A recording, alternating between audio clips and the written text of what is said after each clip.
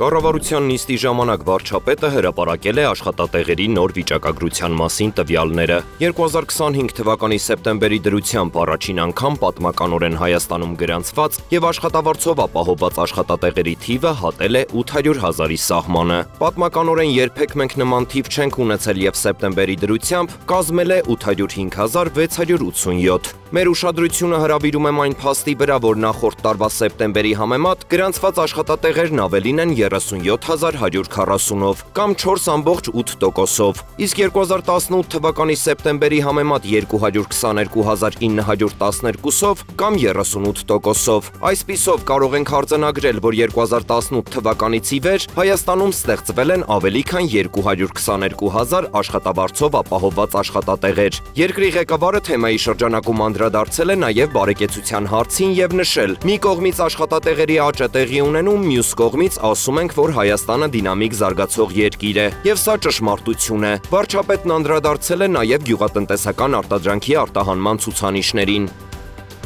Fast Bank-ը մեկնարկել է Restart Business վարկերի վերաֆինանսավորման ծրագիրը, որի միջոցով միկրո, փոքր եւ միջին բիզնեսի ներկայացուցիչները կարող են տեղափոխել իրենց ընթացիկ վարկերը Fast Bank մինչև 2% ավելի ցածր տարեկան անվանական տոկոսադրույքով։ Ծրագրի շրջանակում ձեռնարկատերերը հնարավորություն ունեն ձեռք բերելու նաև հավելյալ միջոցներ, վարկի գումարի մինչև 40%-ի չափով։ Restart Business վարկերի եւ վարկային գծերի վերաֆինանսավորումը հնարավոր է իրականացնել ինչպես Հայաստանի Հանրապետության դրամով, այնպես էլ ԱՄՆ դոլարով։ Դրամով տրամադրվող վարկերի դեպքում տարեկան անվանական տոկոսադրույքը սկսվում է 11,50%-ից, փաստացի տոկոսադրույքը 11,91%, իսկ ԱՄՆ դոլարի դեպքում տոկոսադրույքը սկսվում է 8,50%-ից, փաստացի տոկոսադրույքը սկսած 8,15%-ից։ Ընդ որում, անկախ նախորդ վարկի պայմանագրի ժամկետից,